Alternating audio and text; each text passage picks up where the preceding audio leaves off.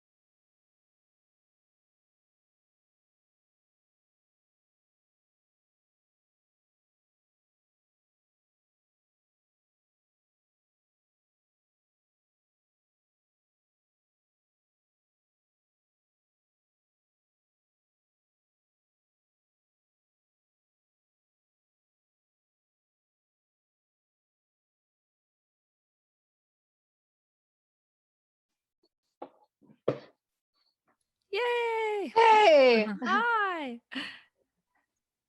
Hi, guys. Good. Okay. Good. Hi. I literally can't stop tweaking mine. I'm still tweaking it. Yeah, me too.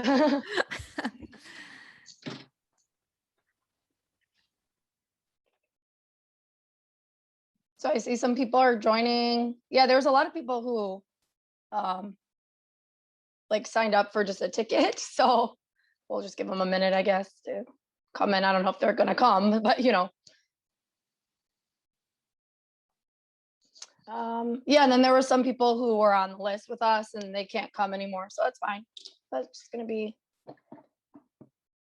all of us.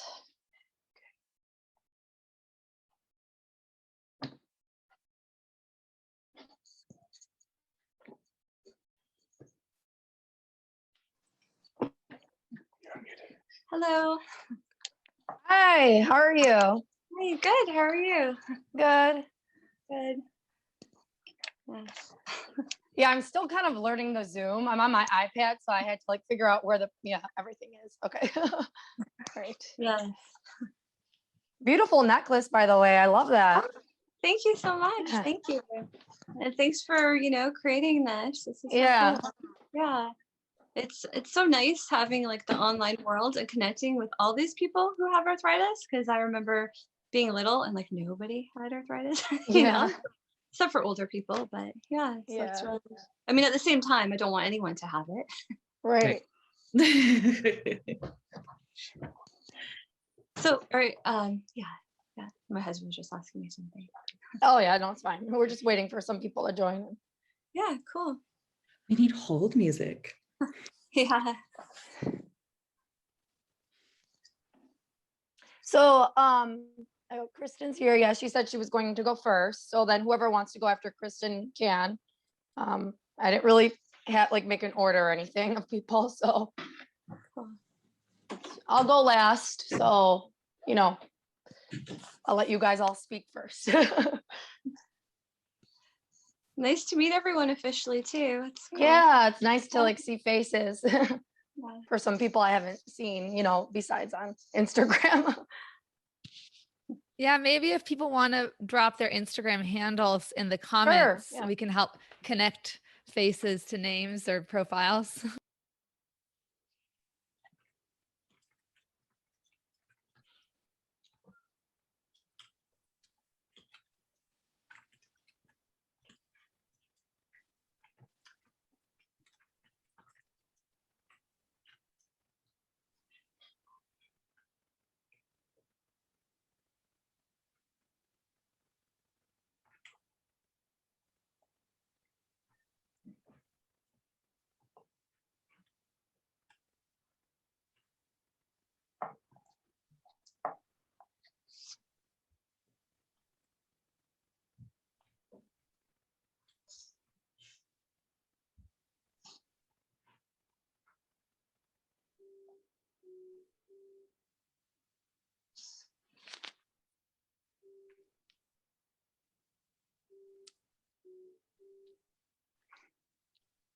So has this ever, Effie, have you done this before? No, it was just an idea that came to me and I was like, oh, it might be a cool idea. So Yeah. just to do for like Arthritis Awareness Month type thing. Yeah. Cool.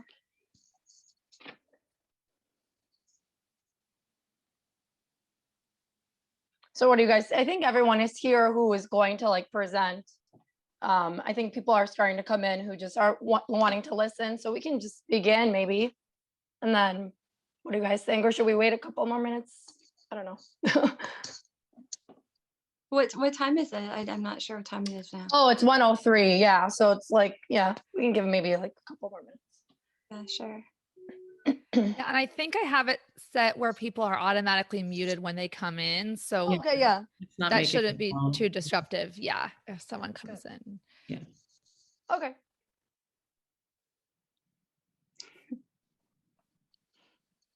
And did you want, when people share, did you want to have like a moment to say like something before sharing, or how did you want to do it, Effie and Cheryl? Yeah, I mean, everyone can just introduce themselves, their names.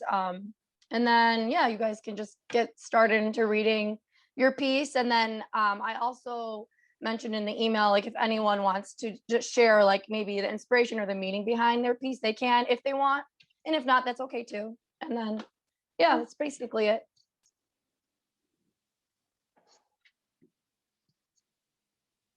So where's everybody from here? I'm in Portland. Yes. Yeah. At West Coast, Seattle. Yay. Yes. I'm up Nice. near Toronto. Where are you? Unity? Is that your name? Yeah, in Ancaster, Ontario. Oh, cool. Yeah. Cool. I'm in Quebec, Canada. Nice. Yeah. Nice. I'm in Atlanta, Georgia. Nice. I'm from Greenville, South Carolina. Really? I went to school in Spartanburg at Wofford. Yes, I connection. was in Greenville a lot. Yeah. I haven't been back in a while, but Like, I went to a wedding in Spartanburg once. And I stayed in Greenville, but I went to the wedding in Spartanburg. So I'm like, oh my gosh, like connection. yes, it's fine. That's funny. It's That's basically not where I'm from though. I'm in Lake Elsinore in Southern California, but I'm born and raised downtown Los Angeles. nice. Cool. A little bit of people from everywhere. Yeah, I see some people commenting in the comments. DC and Joel, all the way over in the UK. Yeah, I didn't want to talk over anyone. Sorry, I was chucking comments. I like your background. Well, it's because the whole over the last year I've been kicked into the spare room to work, so it's also a storeroom, so it's just loads of guitars and bicycles and things behind me that nobody needs to see. Let people see my like toolbox that's right here. Thank you. I wish I only had a toolbox to worry about in the background. Yeah. Okay, fair. Effie, I just wanted to let you know that my husband, he's actually trying to get in, but it says waiting room message. And so I'm just sharing that with you because there's probably other people that are having waiting room messages too. I think. Really just turn the waiting room off. Oh yeah, let me do that really quick. Wait, I always forget. Cheryl, what I'm happy to call. No, there's no waiting room. Yeah, it says enable waiting room. So that there hasn't been a waiting room. I don't know, honey. She says that. I just went through Eventbrite and the link it gave me, I went to that and it has that. Maybe I'll just try the link again. But when I tried it through Eventbrite, it did the same thing. It gave me started yet. Okay. Oh, it's weird. Let me see. I'll just get the right link. So if anyone else knows anyone. Yeah, hold on. Wait, did you click So that was the same one, yeah. because there's two buttons. So there's a join meeting button. Yeah, join meeting link, yeah. And that one for me is saying that the meeting has not started, I guess. But Yeah, I have the same issue. yeah, but then there is one. Join. There is one above that's a like hyperlink created that says Zoom link for participants and attendees, and that one is functional. Okay. Is that something like the one in the email? Did you guys click on that at all? I'll try that one out. Do you have more than one Zoom meeting? Is that maybe what's happening? No, I think it's one Zoom meeting, but I don't Yeah. know. I've only ever made one meeting for this personally, but Yeah. Okay. I'll let turn me off the see. one that I have. I think I only made one. Yeah. Yeah, No, no. I think I'll- what's happening, Okay. I think It- the now button just doesn't work within the Eventbrite, which just is probably a Oh, yeah, hold on. Well, let me Hey, see. Joel, what is your your riff that you did? Did you do a bass guitar riff? Am I right?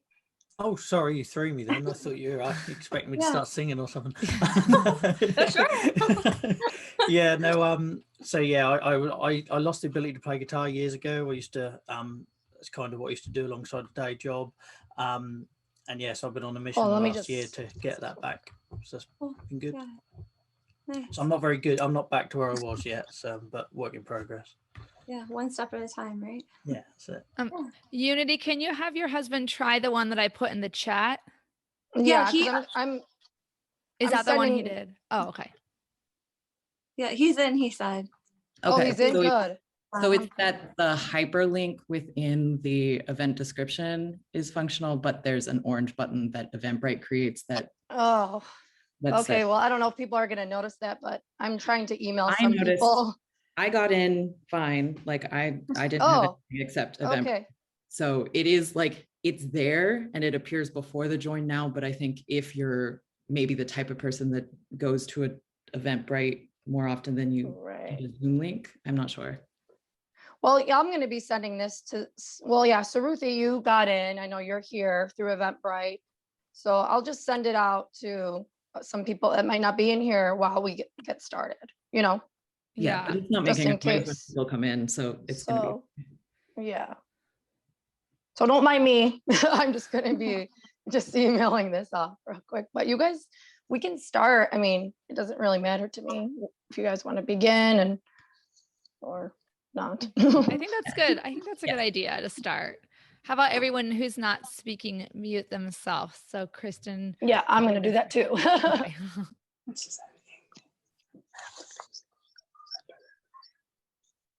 All right, I guess I'll go ahead and kick us off. I'm using a laptop that's like 10 years old, so apologies. I know that the video is not great, but it's what I'm working with right now. My name is Kristen, and I have been living with rheumatoid arthritis and Sjogren's for about 3.5 years now, so I'm still pretty new to this. But I dove right in and haven't shied away from kind of exploring the diagnosis and how it impacts my life. So I'm excited to share a poem that I wrote, kind of talking about how the chronic illness has impacted my life. And the title of the poem is called An Unexpected Rebirth. There is a fire burning inside me, a flame that was brought to life by unknown influences.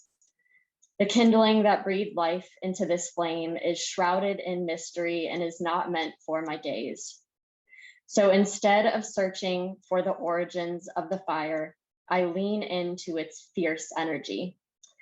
I get to know every part of it, the vibrant colors that dance and change without a moment's notice, the variable and some days intolerable heat that increases with each moment and new breath, the crackling sounds as the flames grow stronger by consuming all nearby combustibles. This fire lives in me, and some days it consumes me, and some days it lies dormant. So I learn to let the fire fuel me instead of overcome me. I look to the trees that thrive on fire, trees that need fire to spark regrowth of new saplings. The very thing that could be their demise is instead used as inspiration for rebirth. I let the fire spark my rebirth. The flames generate a new understanding of what lies within me. It enables me to love myself for who I am. It shifts my focus and perspective in a way that might have just saved my life. So although I may be burned, singed, and brittle in places that were once untouched, I dance with my fire to breathe life into a misunderstood body. Thank you. Great job. Love that. So did you want to take a moment to maybe explain the meaning behind that or inspiration? If you want, it's okay if you don't. Yeah, I mean, the inspiration was, living with rheumatoid arthritis. So, I mean, using that analogy of looking at my chronic illness as a fire, trying to bring in some of those things like crackling sounds, every time I do yoga, it's like fireworks going off. And that's just how it is now. It's my symphony that goes on inside of my body. And I think, drawing inspiration from nature is something that I've always found very comforting. Nature and the earth has been here for as long as we've been here, for much longer than we've been here, and it knows what it's doing.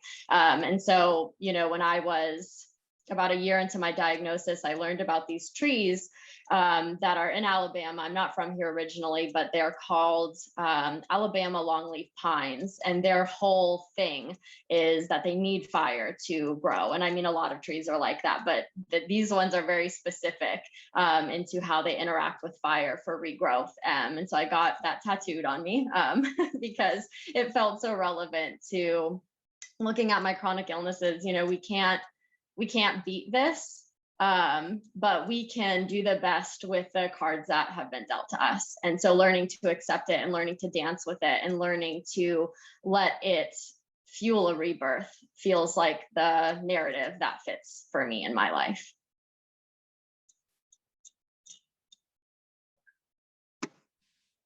That's beautiful. So does anyone want to go next after Kristen? I could go. Hi, everyone. I'm Emma. Also kind of new to this. I was diagnosed about a year ago, under a year ago, actually, with it's still just a general inflammatory arthritis, but started right in my hips. So I was really grappling with a lot of change in mobility that thankfully is a lot better now. So I pull up my thing to read. It's pretty literal, but yeah, we'll just go with it. So I heard a mantra recently saying my body is the least interesting thing about me. And while I agree it's not the most interesting thing, I can't say that it's not at all. I find my body fascinating because it doesn't work exactly how it's supposed to. So I personify its systems and I assign them emotions. My immune system is angry. It's the most emotional. My circulatory system is lazy, not bothering to push the blood all the way to my toes, it seems. My digestive system is just confused. My immune system takes out her anger on my joints, and I can hear her loud and clear. Each week, I send in a mediator to try to settle her disputes. She's effective, but expensive. Trying to identify the source of my immune system's frustration and her subsequent retaliation has not been easy. Everybody has their theories. My mom worries it's her fault. I wonder if it's something I've put into my body or a grudge from an old infection. My doctor, my immune system's therapist, if you will, hasn't figured it out either. So maybe we'll never know. I do feel like we're reaching a bit of an understanding now, me and my immune system. It's made of compromises, or rather they feel like sacrifices. So I take the meds, I do the physio, I rest more than I would like to, and I eat well most of the time. And in return, she's agreed to not make me worse for now. Some trade deal.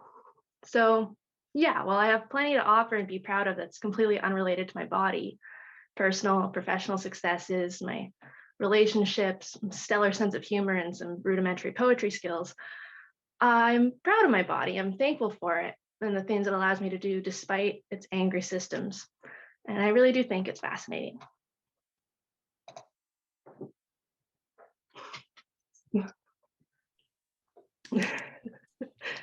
Thank you for sharing. That was really nice.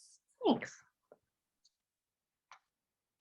Does anyone want to go after Emma, or do you have any other words you want to share, Emma, before we move on to the next person?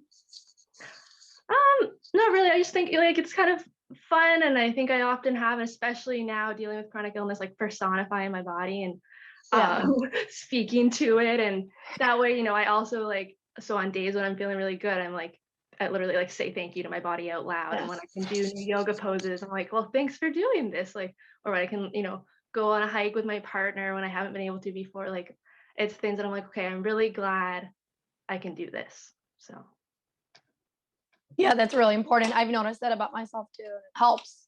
So I'd like to go next. I think okay. it goes smoothly because mine is also based off of things that I see a lot. I know that a lot of us are called warriors all the time. And someone, I wonder if you're here actually, but I know that someone's Instagram page that I follow, their handle is Reluctant Warrior. And I'm like, oh, I feel that so much, you know? So I'm like, I'm gonna go with that. So my poem is called, I'm not so great at titles, so sorry, but my poem is called Being at War with Myself, AKA the rocky relationship with my body. I'm fighting a war I don't want to fight. In armor, I would have never chosen for myself. Against an enemy I would have never imagined, with weapons I don't even have yet. Calloused and war-torn, sometimes cruelly numb, others brutally overwhelming.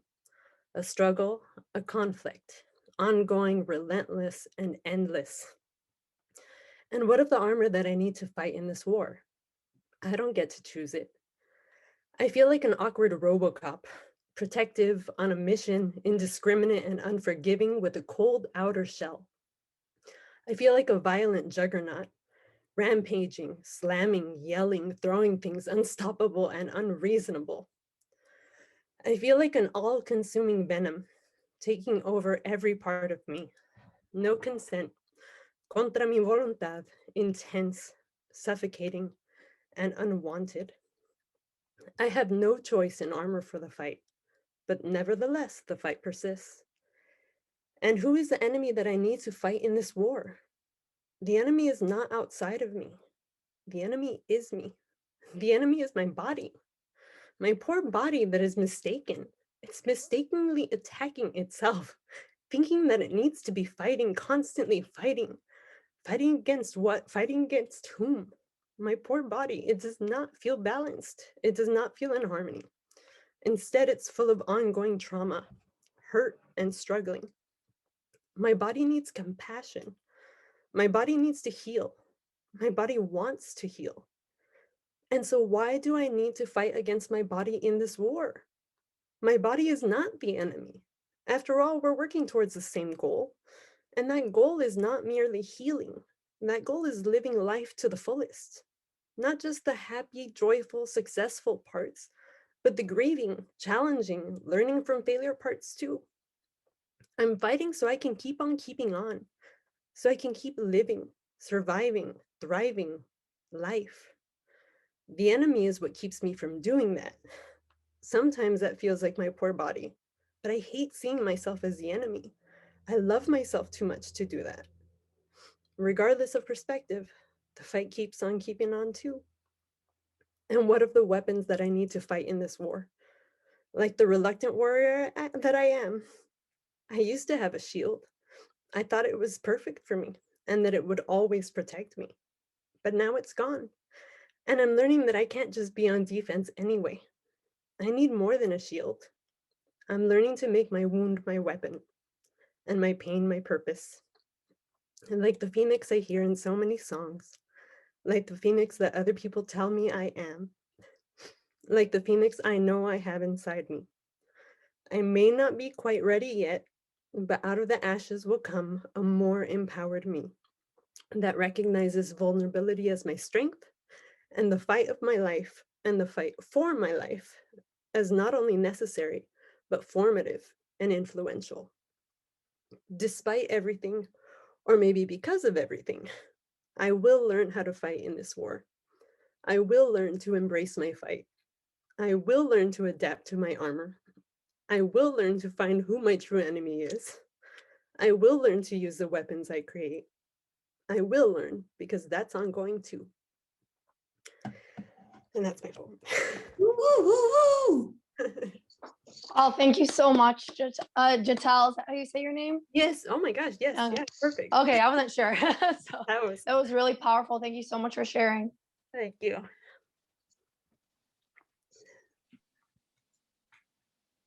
Would anyone like to go next, or do you have any other words you would like to say? If that's all. All right. A lot of this is also based on a playlist that I've created that's called Fuck Ableism. That I am more than happy to share the link to. Yeah, why not? Specific songs that led me to create this poem. But yeah. Thank you.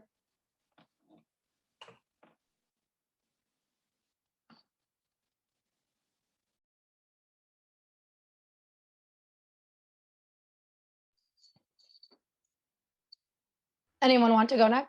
Hi. Melissa. Hello, good afternoon. Hi, good afternoon. Hi, I'm not from America. I'm from Jamaica. Nice to meet you. Hi, I follow Versus Arthritis on Facebook, and I saw your page, Rising Above RA, and it prompted me to go over to IG to follow your page, and then I came across this event, and so I decided to, basically get some courage to, join this event. In my case, I've been struggling with RA for about 7 years, since 2014. It has been rough, right? 2014. Recently, I had to do an operation on my hand. So my wrist is fused. My joints feel like they have been crystallized, basically. My right hand, which is my writing hand, has been completely ravaged. And it has been a struggle to cope. And I appreciate the fact that this event has been organized to, give our words the space to, allow us to unload all the pain that we have to struggle with, all the fire that we have to cope with every day. Because I literally feel at times that I am on fire, right? So I have 2 poems that I am going to share. Bear with me, I'm working with one hand. All right. Okay, so this first, are you hearing me clearly? Can you hear me? Yes, wonderfully. All right. So this first one is entitled, I Am More Than This Grief. Okay, it's pretty short. All right, so I am more than this grief. I am more than this pain. I am more than this plague of fires in my bones. I am more than these hands turning on themselves and finding even poetry too heavy to carry some days. I am more than this grief. I am more than this pain. The other one, same grief theme. When a certain grief rebels. There is a kind of grief that will not be anything but felt. It will not be pushed aside, shafted, and left buried under facades. It will not be made to feel as if it is unworthy of flowing freely down your cheeks. It refuses to be a trapped inferno in your throat or banned from leaping off lids. It will be something more than a crescendo in your chest. It wants to be everything, but unbroken, unspoken, unheard, unseen, unsung, unfelt. And if it must, this grief will rebel. That poem came from a place where a lot of what we have to go through comes from a place of being silenced. You feel so self-conscious when it comes onto, giving vent to how you feel, because if you speak about how you feel, oftentimes you feel as if it's imagined or you are exaggerating, and you're basically vilified almost for feeling the way you feel. And so for me, I find myself having to walk around too much in silence, and I feel like I'm kind of like it's like a building up to finally being able to express how I feel, with having to grapple with this pain and the deformity, and feeling like so much of your life is falling out of your reach. So poetry for me has been a very powerful means of unloading. And again, I'm very grateful for the opportunity that this event has presented.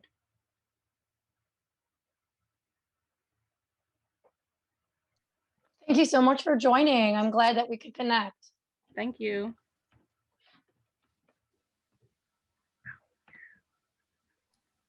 I can go next if there's, Melissa, were you going to add anything else? That was so wonderful. Yeah. But if there's time after everybody has shared, so let everybody else go. Oh, okay.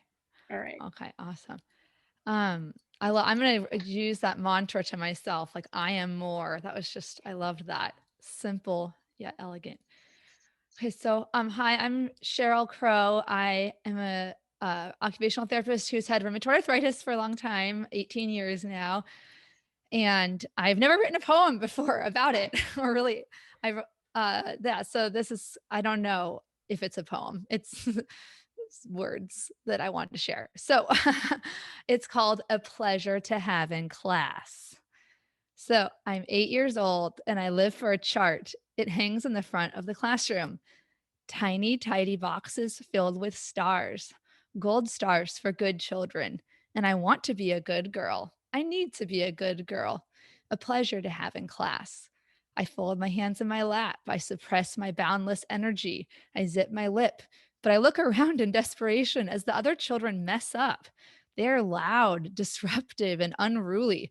We aren't going to earn our pizza party, our sweet reward for our best behavior. I guess they don't care, or they've given up, or they don't want it as much as I do, but I want it. I live to see those gold star stickers lined up in a row, and I'll never give up. I'll be a good girl, a teacher's pet, a pleasure to have in class. I'm 12 now. My report cards have one small line where teachers can write a comment, and I live for one and one only, a pleasure to have in class. Yes, I find myself distracted by boys. I fold and pass notes sometimes to my best girlfriends while the teacher drones on. But while the other students seem to effortlessly rebel against authority, I can't resist the urge to be a good girl, a teacher's pet, a pleasure to have in class.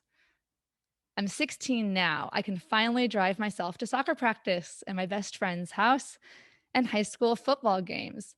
I'm voted Miss School Spirit and Homecoming Princess. But lately I've been feeling strange. My stomach burns and my throat feels swollen. Food keeps getting stuck in it. I go to a special doctor. I tell her my food is getting stuck in my throat, but she corrects me. She says I don't have food in my throat. I have the sensation of food being stuck in my throat. She says it's something called acid reflux and it should get better with medication. I have a lot of questions for her, like how can I know the difference between something being stuck in my throat and the sensation that something is stuck in my throat? But I don't ask the questions. I don't want to bother her. I need to be a good girl, a pleasant girl, and a pleasure to have in class. I'm 19 years old now, and my life is mostly good. I love my school, my boyfriend, and my roommates, but there's one thing I just can't figure out. Something is definitely wrong in my body. I've lost my appetite. I'm bloated. I'm fatigued. I have a sprained finger that won't go away. I've lost a lot of weight and I've done everything right my whole life. I've eaten well. I've exercised. I've avoided alcohol and hard drugs. And I watch my soccer teammates party hard. They don't suffer for it, but I suffer for no reason. It doesn't make sense. There must be an answer. I go to a gastrointestinal doctor. He does a few tests and he tells my parents he thinks I am faking an eating disorder. Nothing is wrong with my health. I need to stop being so anxious and maybe see a psychiatrist for hypochondria and anorexia. Deep inside, I know he's wrong, but I need to be a nice patient, a good patient, a pleasure to have in class. I can't argue with a doctor. Every problem in my life up until now has been solved through hard work or being a pleasure to have in class. But it's not working this time. People don't just go from feeling healthy to wasting away out of nowhere. I never worried about my health until my health started deteriorating. Am I not supposed to be worried about that? What's the correct amount of worry for me to have in this situation? Tell me and I'll do it. I promise I'll earn a gold star if you just tell me how to worry correctly in this situation. But I can't have no worries in this situation. My body is unable to digest food. And food is pretty much important for my survival. But if you want me to, if that's the A+ response in the situation, I can try not to worry about that. My parents hire a concierge doctor to help figure out what's wrong with my body.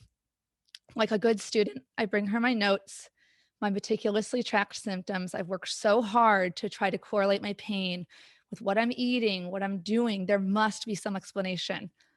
She says, I'm too vigilant about my health. I need to worry less. The test came back clear. I'm not sick, just anxious. I always believe Mr. Rogers when he said, look for the helpers, ask for an adult if you're hurt. And I'm not prone to hopelessness, but I cry about this mess for the first time because what am I supposed to do when the helpers say I don't need help? I'm 20 years old now. I woke up and suddenly I don't have just one sprained finger. All of my fingers are on fire. It feels like there's hot glue in each joint. I can't even hold my container of milk to pour my milk into my breakfast cereal. We go back to the concierge doctor. She runs more blood tests. She says I probably have rheumatoid arthritis. She says there are medications that can help. She looks so serious and sad about it, but I am elated. Finally, I have an answer, a diagnosis, a treatment plan, and I have validation. I'm not crazy after all. There is something wrong. She keeps talking, but all I can think of is I was right. I'm not a hypochondriac after all. Fast forward a bit because I finished this morning, like 2 minutes ago. And I'm 39 now.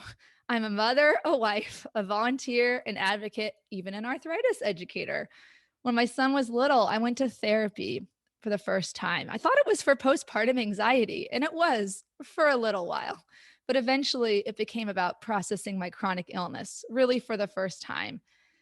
And I'm given permission to feel my feelings, to feel angry at the medical gaslighting I had experienced, to feel sad for that young girl who thought if she was just a good enough patient, the helpers would help her.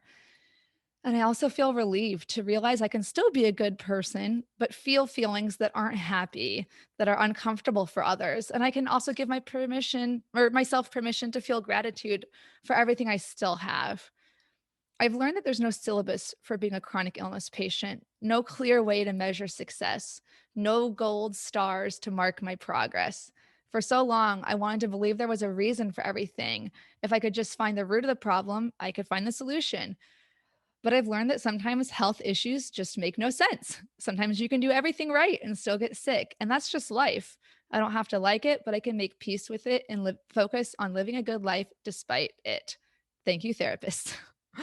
I've also learned that I'm not alone. I'm connected to a worldwide network of others fighting the same battles. We learn from each other and support each other, and there's power in that. And I know there will always be a big part of me that wants to be a pleasure to have in class, but I've learned that being a pleasure to have in class doesn't always help me when it comes to healthcare. So I've learned to stand up for myself, to ask questions, to get the best care for myself, even if that means being annoying, even if that means being difficult. It does not come naturally still, but it gets easier with time. I've traveled to Washington, D.C. to advocate for better treatment for patients like me, to advocate against unnecessary and harmful insurance practices. I've learned it's more important to protect myself and my health and the health of my fellow patients than to subvert my pain for others. And I've stopped suppressing my pain for the comfort of others. I am no longer a pleasure to have in class. The end. That was so Thank you. amazing, Cheryl. That is a poem. It's a poem. Is that okay? It The is. poet that I like is Billy Collins, and his they don't rhyme or anything, but it's just yeah, I don't know. It just No, it doesn't have to rhyme. I mean, Yeah, I okay. feel like if this was a part of a book, I would want to continue reading it because you oh, have like your writing has such like a great voice to it. oh, thank you. Like, yeah, and I am have I to say, am I good enough? No. no, you're good. I'm Yeah, just and I kidding. have to say that everyone who's gone so far, you guys have done amazing. Yeah, I've loved each and every one of your pieces.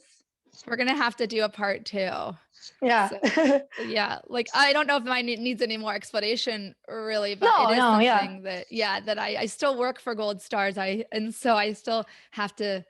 I'm still it's a work in progress basically, but yeah, thank you all. It's great to see like the comments and stuff. So Yeah.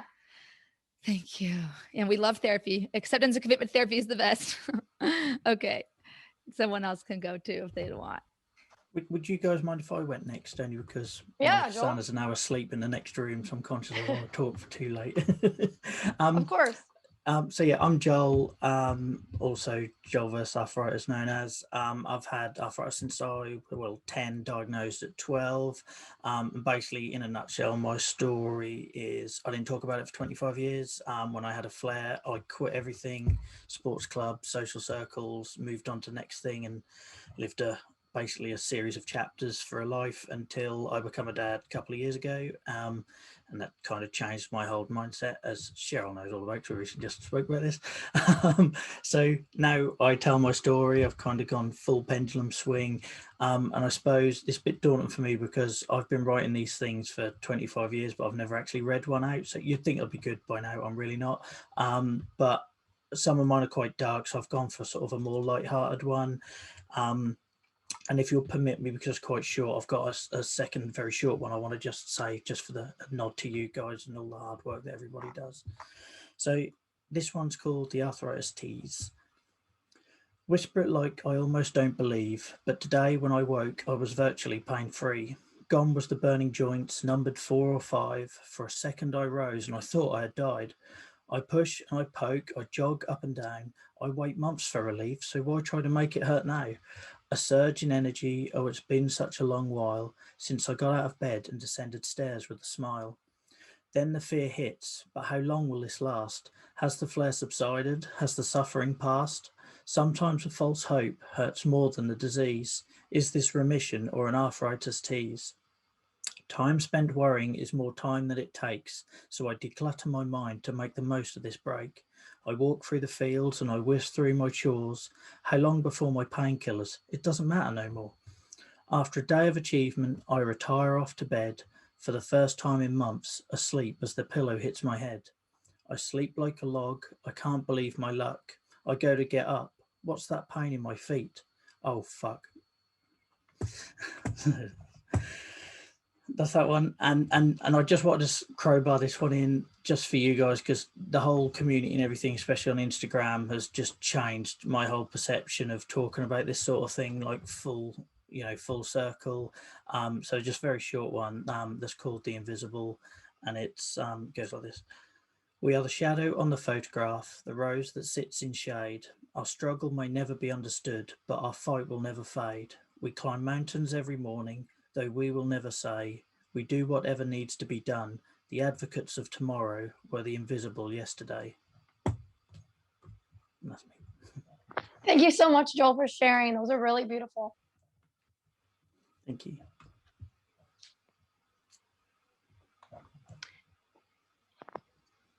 I'm just looking at the comments. I'm not sure who else is on here who's going to present, but if anyone wants to go next, if there is someone else. Sure. I can go next if that's cool. Yeah. Yeah. Okay. And Joel, that was so awesome. Like everyone, what you're sharing resonates like deep, like in my heart and my spirit. And it's so beautiful to hear like the power behind the messages and, the analogies. I love like Tease and like I am more and the fire and the phoenix. Like, yes. So thank you, all of you. So I'm Unity, and my arthritis journey has been for 40 years. I won't get into all of it, but I was diagnosed just after my first birthday. And originally I felt very alone. And now here is like all of you. And so, it's awesome to have each other. So, and thank you for making this space. Effie and Cheryl and everyone here. Okay, so this poem is a bit different than if you've been on my Instagram or if you have a friendship or a family relationship with me. Usually I try to focus on gentleness and softness. And this one is more, it goes a little bit everywhere. Okay, so, whew. Croon. The elephant in the room is you. Young babe, old soul letting go. Pain, tears, hot, stuck. Maiden eyes, croon body. Hiding, seeking. Movement stops, knee locks. A wheelchair choices, a whisper within. Resist, persist. Waking up. Children racing, running, playing, fun for all, almost. Ailing, failing, derailing, movements locked, bodies blocked. Why can't I hasten with you? The only vacation from the pain is leaving body, soul plane. Kids run ahead, sugared laughter. Old woman stays within me. Young body croon, stays to watch the flowers, listen to the trees, speak the language of the breeze. Bird and winged ones, they understand. They're stuck to the ground like me. Different flow, this is how we grow. Grown men stride by. Happy banter, arthritic hands, shouts one. Guess I'm getting old, he laughs. I scoff inside, hidden. I only know old. New is an illusion, a fantasy, beyond reach, kept for fairy tale movements and mind's eyes, imaginations, dreams. Tin man, tin pills, new problems. Where does it hurt? Doctor asks. X marks the pain, never the treasure. Help! Be silent. Help! Quiet. And then pain to purpose. Why? The guiding light, and she enters. You're here to know. Slow. Listen to the wind. Speak to the stars. Question everything. Green woman, nature heals. Possibilities open. Pain present, mild. New life begins, and I am old. Body and soul. I am. Look around. Look within. Treasure found.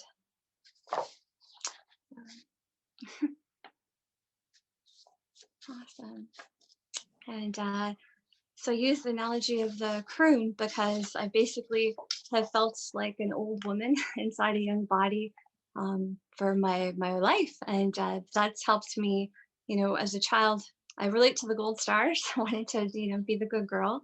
But, I had to overcome the pain. I had to find the purpose of it and move from like breakdown to breakthrough. So thank you so much, everyone. And it's lovely to connect with all of you. And I hope to stay connected too. Thank you so much. That was so nice. I haven't met a lot of people who were diagnosed like right after their first birthday, only a handful. So I can't imagine how it's been, throughout the 40 years. It's amazing, for you to come here and share that experience with us a little bit in your writing. Yeah, thank you. Yeah, it's I think if my mom wasn't a nurse, I wouldn't have been diagnosed so early. But because she was a nurse, when she would notice, at first they said to her she was an overreactive mom because she said she's in pain. Like she would dress me and I would cry or scream. But when I stopped moving half of my body, that's when they listened. And so she was my first advocate. And then, and then later on myself.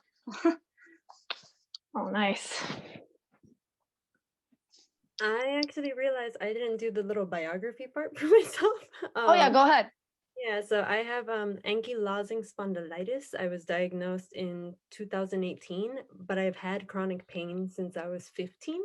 So I actually really felt that poem unity because like for so long, I always relate to the old people everywhere, like I went to a wedding once where they had no seats, none. And the old people and me were like, what the fuck are we supposed to do? Like the chairs from the like catering or whatever so that we could sit down, we including me, and everyone was like, what is all the old people in Gittel? Like, yeah. Right. Then we got to rock with the old people, right? Yeah. we got it. And like share tips. Yes. Thank you for sharing that. And I think, Melissa, you had said you wanted to share some stuff after everyone went. I don't know if anyone else is still presenting. I mean, I'll go last, but Melissa, you can share. And then if anyone else is going, you can go too after her. Okay. All right. Loving the poem so far. There are so many layers to RA, chronic illnesses. This one, again, bear with me. I'm using my left hand to scroll. All right, so this poem, and again, my poems are pretty short. So this one is called Brain Fog, the lovely brain fog. All right, so some days my memory plays hide and seek, a sadistic game of which I'm an unwilling participant. I seek, it hides. Often I'm certain I see something familiar, not so. It's cunning, taunting me, eluding discovery, perfectly hidden in its fog of silence, unresponsive to my pleas for its appearance. So for me, brain fog is one of those things that I have to grapple with. I'm sure you can relate. You know, you walk into a room, you went in there to do something and you can't remember what you went in there for. You are doing something, something occurs to you and then it disappears. So for me, brain fog is just one of those things that I honestly, I really don't like dealing with brain fog. It's really crippling. Oh, I'm gonna say I relate to you so much on that, Melissa, especially like the whole like you need to ask for help, but it's like, what if I'm unable to tell you what I actually need? You know, like it's really hard. Right. I'll take some, and I'm like, I can't express myself. Like, yeah. It's like you're reaching out for words, reaching out for an image. You know exactly what you want, but it's not there. It's like under some dark space and you can't get to it. So yeah. Yeah, I've been dealing with brain fog a little bit lately. I noticed it after like my second dose of the vaccine, just because I kind of had a little flare or whatever. But yeah, I feel like with brain fog too, you sometimes forget to say what you wanted to say too. You know, if that makes sense. Right. And yeah. Right.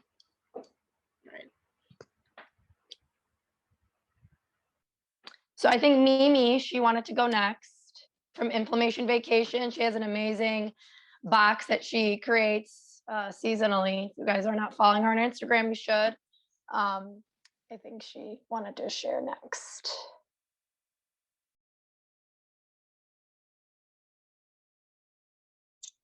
You're on mute still. Thank you. I'm Mimi. I was diagnosed with RA a little over 7 years ago now. And I wrote this poem actually a few years back during a year when my RA was really out of control and I was in and out of the doctor what felt like every other day. And it's called Patient Room.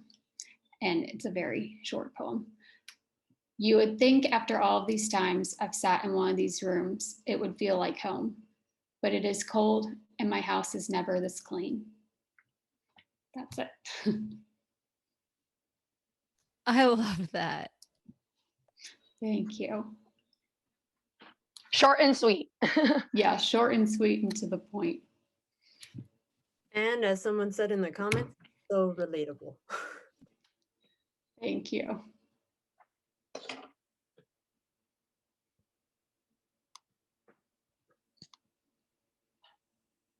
And I think Ashley in the comments, she had said she wanted to go next.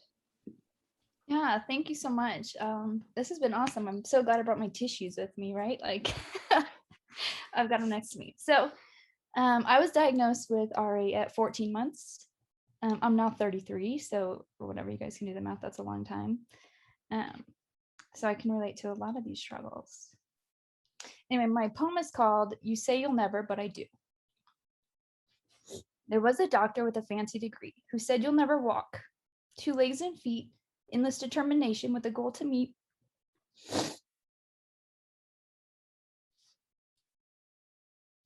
done more than walk. I am a star athlete. Sorry, this one took me a while to write. There was a doctor with a fancy degree who said you'll never be pain-free. Luck and time. Endless compromise and dismission. I've done more than live in pain. I've had the opportunity of remission. There was a doctor with a fancy degree who said you'll never be a mother. Fear and worry, struggle and labor. I've done more than wish. I have the most beautiful baby. There was a doctor with a fancy degree who said your life will end before you turn 30. Anger and depression, loneliness and self-hatred. I have lived beyond 30 and treat each day like it's sacred. That's my whole poem.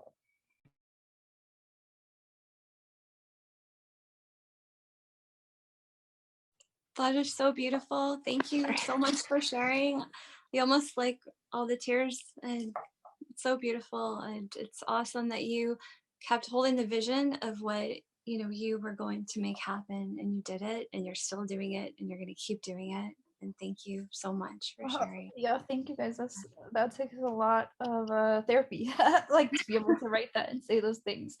Like that's a lot of mental health therapy there, and if no one else has had that experience yet and treated yourself, to seeing someone and getting some of these feelings out, because anger and depression is crazy that comes with chronic illness. You are so right about that. Ashley, sorry I didn't respond right away. I was like in the comments and trying to get back into the Zoom, but I can relate to that because I've been told so many times I'm not going to be able to do something. I had a total knee replacement at 29, and they said that like I would be lucky that my leg would be straight afterwards, but I ended up being straight. They told me I wouldn't be able to go around a full revolution on a bike. I was able to. So, I mean, there's so many people who are going to say you can't do this and you can't do that. And I feel that it's possible, So, and your poem is living proof of that as well. So, thank you. I want to add, Ashley, you had us all in tears. Like, yes. Ended, like all of us, I looked at our screen and all of us were just like, oh my God, couldn't handle it. It was so beautiful. And I am like so taken aback by these people who say they've never written before. And I'm like, guys, like speaking as a forever teacher, reading, writing forever teacher, I'm like, no. These are excellent poems. Okay, you all get the gold stars, you all get the A's. These are great. I agree.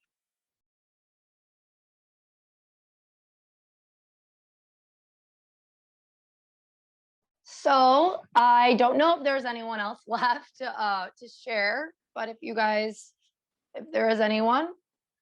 I did actually, if you guys don't mind, Melissa, you stirred in me. I remembered that I also wrote a poem about my brain fog. And so I found it right now, and I would love to share that. Sure.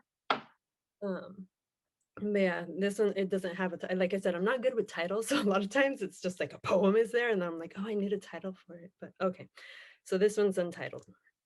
It says, sometimes it's really hard to put thoughts and feelings into words. There's the challenge of articulation and accurate expression and the risk of misinterpretations. Once you put the words out there, they're no longer mine alone. They're yours now too. Sometimes that can be harmonious. Other times contentious. It's vulnerable. It's exposed. It's welcoming and inviting, and also private and personal. But what about the times when I can't? When once again, I am interrupted by my limitations. When once again, I am confronted with my limitations. When once again, I cannot ignore or deny my limitations. The words don't come like they used to. My frustration visible in every line of my face and every tense muscle in my body. Visible in a way that my disabilities are not. The words are unable to navigate through the fog in my brain, lost, wandering, uncertain, jumbled, chaotic, overwhelmed, unknown, in between, in transition. Will I ever find them? Can they find me? Can they still find me? Wait for the next event. Yeah. This was really good.